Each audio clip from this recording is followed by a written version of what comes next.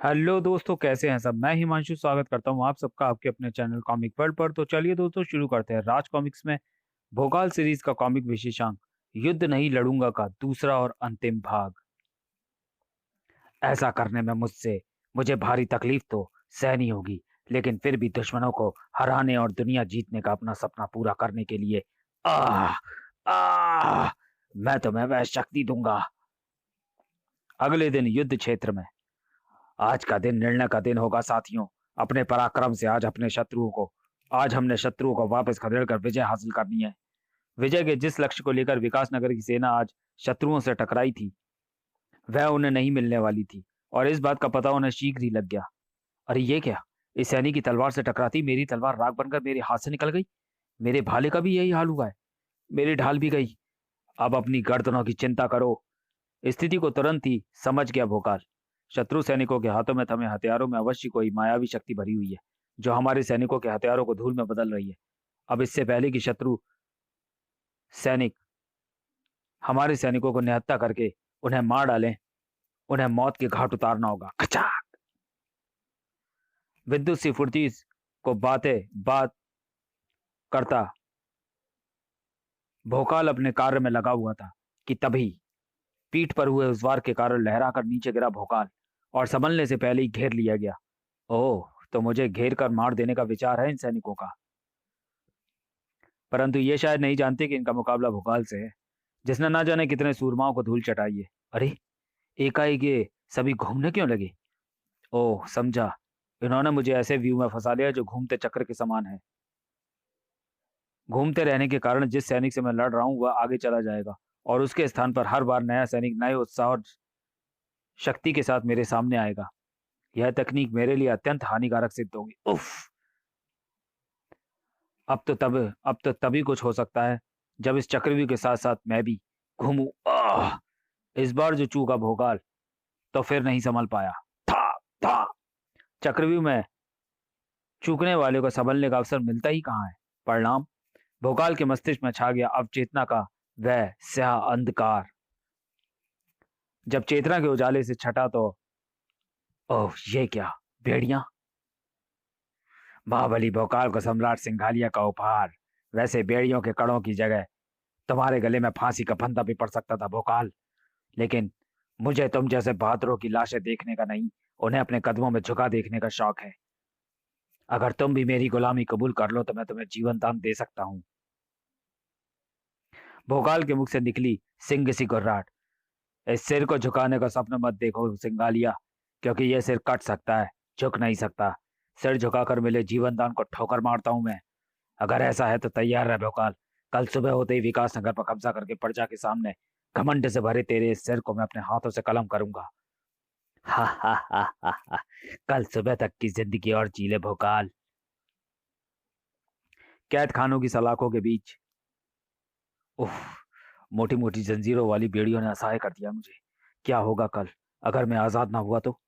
क्या शत्रुओं की विजय पताका लहराएगी कल विजय विकास नगर पर? ऐसा ही होगा भोकाल, अगर तुमने स्वयं को मुक्त करके सम्राट सिंघालिया के सीने पर लगे चमत्कारी हीरे को न प्राप्त किया तो। एकाएक मस्तिष्क में गूंजी उस आवाज ने भोकाल को बुरी तरह चौंकाया। कौन? मैं, तांत्रिक टिल्लू। तुम्हारे मस्तिष्क से बने मेरे संपर्क के कारण तुम्हारे साथ जो भी घटा मुझे इसका ज्ञान होता जा रहा है।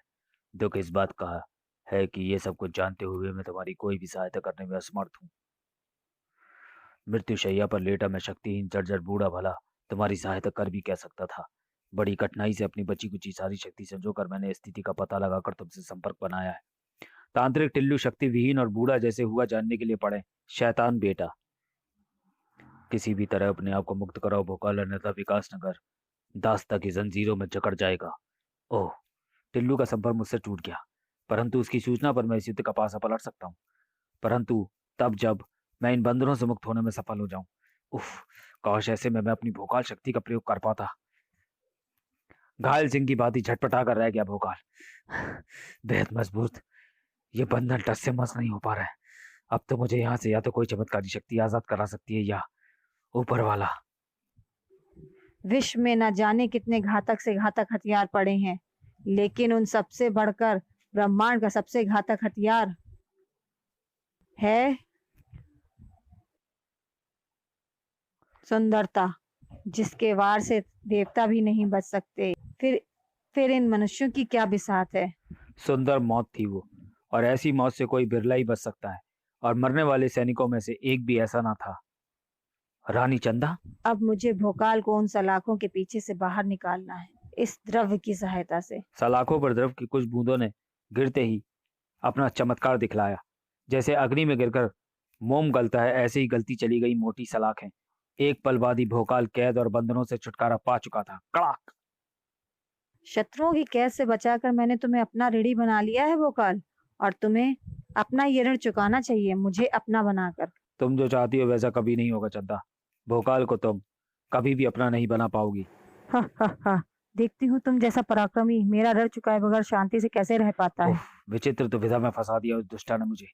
भोकाल के जाने के बाद रानी चंदा ने भी वहां ठहरना उचित ना समझा। सुंदरता का हथियार सिर्फ तुम पर बेकार है भोकाल, लेकिन इसी हथियार से तुझे एक ना एक दिन घायल करेगी चंदा। इधर रानी चंदा के होठों पर विजय भरी मुस्कान थी, और उधर सम्राट सिंघालिया के कंठ से निकल रहा था वहशी ठहाका।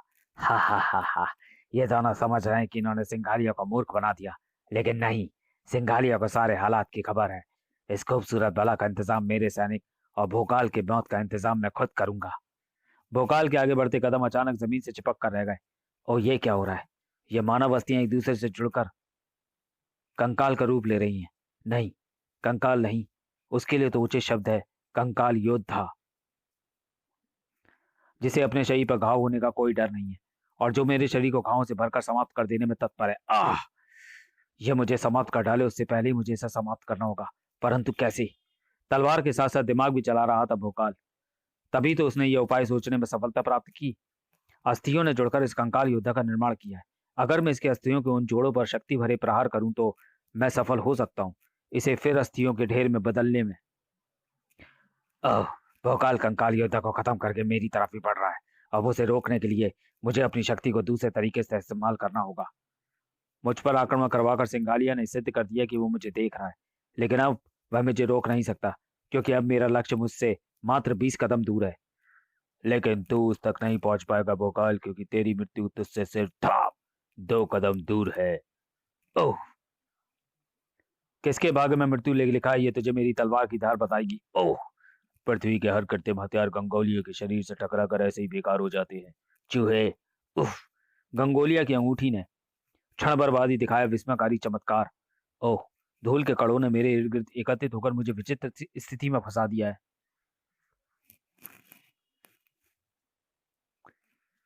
अब मैं दिखाता हूँ कि मृत्यु तेरे और सिर्फ तेरे भाग्य में लिखी है। साय! उफ! ऐसी स्थिति में तो मेरी मृत्यु निश्चित है।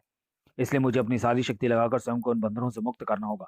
पूरी शक्ति लगा दी भोकाल ने, लेकिन अब मैं गंगोलिया के वारों से अधिक समय तक नहीं बच सकता, क्योंकि मेरा जी क्योंकि मेरा जीवन मेरे बंधनों के टूटने पर ही निर्भर करता है, और ये मेरी शक्ति से टस से मस नहीं हो रहा है। एक क्षण मेरी शक्ति काम ना आई तो क्या हुआ? बुद्धि के बल से तो मैं मुक्त होने का प्रयास कर ही सकता हूँ। इस छोटे ताल में छलांग लगाकर जिसमें भरा है पानी, इस रेत के बंधन के कणों को धोकर इसे इतना पतला बना देंगे कि मैं इसे थोड़ी सी शक्ति लगाकर भी आसानी से तोड़ सकूंगा। बात खूब, लेकिन तुझे मालूम नहीं कि एक मौत से बचने के चक्कर में तूने दूसरी मौत के मुंह में छलांग लगाई है। हा हा हा हा हा! तेजी से जमते ताल के पानी के साथ अब तेरा जीवन भी बन जम जाएगा। सचमुच ताल के पानी के साथ मैं भी जमकर रह जाऊंगा, अगर मैं शीघ्र ही बाहर नहीं निकला तो। उफ! बाहर निकलने के बाद भी मैं कहाँ बचा रह पाऊंगा? वह शैतान मेरी ही ताक में खड़ा हुआ है। अचानक भोकाल का चेहरा खुशी से दमक उठा। इन नुकीले बर्फीले टुकड़ों से गंगोलिया का प्रबंध भी किया जा सकता है, क्योंकि ये कृत्रिम नहीं, प्राकृतिक हथियार है।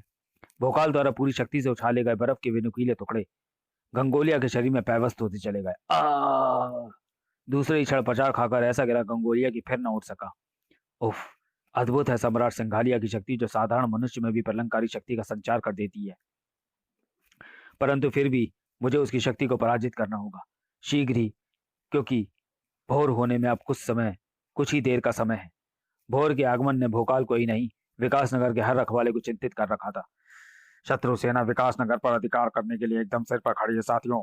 हमें यह ठान कर उनसे लोहा लेना है कि हम सबकी लाशें गिर जाने के बाद ही शत्रु के पांव हमारी पवित्र मातृभूमि पर पड़ेंगे। इसी बीच उधर भोकाल, मुझे किसी भी तरह उसके सीने पर स्थित हीरे को प्राप्त करना है। भोकाल? हा, हम एक बार फिर मिल रहे हैं भोकाल, और यह हमारा आखिरी मिलन है, क्योंकि तुम इस दुनिया से विदा होने जा रहे हो। जिसका समय आता है वही संसार से जाता है दुष्ट सम्राट, और समय तेरा पूरा हुआ है। हा, हजारों बलियां देकर देवता खन्नू से हासिल किया है मैंने यह हीरा। इसकी शक्तियां अपार है, तुम जैसा कीड़ा इसकी धूल को भी खत्म नहीं कर सकता। हा, अब देवता खन्नूस की शक्ति के हाथों मिटने की तैयारी कर। उफ। और इधर भोकाल को अपनी मौत निश्चित लग रही थी, और इधर विकास नगर के सैनिकों को अपनी हार। उफ। अपनी असाधारण शक्ति के बल पर शत्रु सैनिक हमें बनगे की तरह भांति उड़ाए दे रहे हैं। मुझे अपनी सेना का मनोबल बढ़ाते रहना चाहिए। हा, सामने जो भी आए उसे रौंद डालो। लड़ते रहो सैनिकों, पीछे हटने का अर्थ अपनी मातृभूमि को पराधीन बनाना है। ऐसे शत्रु को विजयी होने में अधिक समय नहीं लगेगा। विकासनगर की सेना की तरह ही संकट भोकाल के सिर पर भी मंडरा रहा था। इस बार के साथ ही एक महाबली बनेगा देवता खन्नूस की बलि। अब क्षण भर भी नहीं लगना था भोकाल की जिंदगी को मौत बदलने में। लेकिन दूसरों के लिए जीने वाला उस महाबली के भाग्य में अभी मौत नहीं लिखी थी, तभी तो अरे भोकाल के पर खच्चे उड़ा सकने वाली उस किरण ने एकाएक अपना रास्ता कैसे बदल लिया। ओह, किसी ने मानसिक रूप से मेरे दिमाग पर चोट की है, तभी मैं अपना निशाना ठीक से नहीं लगा पाया। ओह, मेरी दूसरी कोशिश भी बेकार गई। कौन है ये मेरे दिमाग पर छा जाने वाला? सिंगालिया के प्रश्न का उत्तर भोकाल के मस्तिष्क में गूंजा। ये मैं हूँ भोकाल टिल्लू। अपने मानसिक संपर्क से मैं सिंगालिया के मस्तिष्क को आघात पहुंचा रहा हूँ, लेकिन मैं ऐसा ज्यादा देर तक नहीं कर पाऊंगा, इसलिए जो करना है जल्दी करो।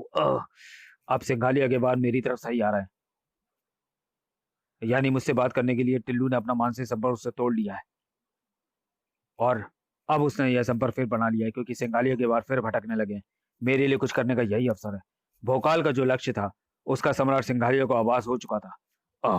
मेरे दिमाग पर कब्जा करती ताकत और भोकाल मिलकर मुझे हरा देंगे अगर मैंने इन्हें जल्दी पराजित नहीं किया।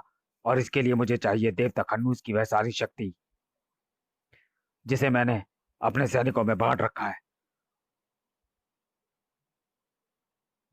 मुझे और मेरे साथियों को ये एकाएक क्या होने लगा? ये तो हमारी ताकतें शरीर से बाहर खींच रही हैं। अय्या! शत्रुओं की इस स्थिति ने विकास नगर के सैनिकों को भी चौंकाया। शत्रुओं के इस तरह पीड़ा से चीखने का क्या कारण है? कारण को नहीं, उस अवसर को देखो जो संयोग से हमें मिला है। इस संयोग का लाभ उठाकर शत्रु पर टूट पाओ।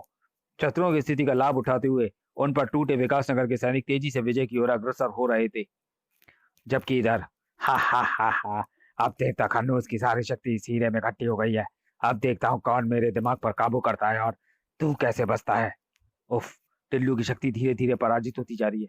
अब मेरे पास समय नहीं है, अब मुझे करो या मरो वाली पद्धति पर काम करना होगा। या जान हथेली पर रखकर दौड़ा भोकाल अंततः मौत का मुंह मोड़ने में सफल हुआ। या खच! ले, समाप्त हुई तेरी वह शक्ति जो तेरे सिर को घमंड से ऊंचा किए हुए थी। अब तेरा बाकी का सारा जीवन विकास नगर के बंदी गृह में बीतेगा शैतान। सम्राट सिंगालिया को उस द्वार से बेहोश करने के बाद भोकाल ने रानी चंदा को बंधन मुक्त किया। तुम्हारा जो ऋण मुझ पर था रानी चंदा, तुम्हें मुक्त करके मैं उसे बराबर कर रहा हूँ। इधर सम्राट सिंगालिया पर भोकाल ने और इधर उसकी सेना पर विकास नगर की सेना ने विजय प्राप्त की। इस विजय का सबसे बड़ा लाभ हुआ था तांत्रिक टिल्लू को, क्योंकि शक्तियों के साथ उसका यौवन भी उसे वापस मिल गया था।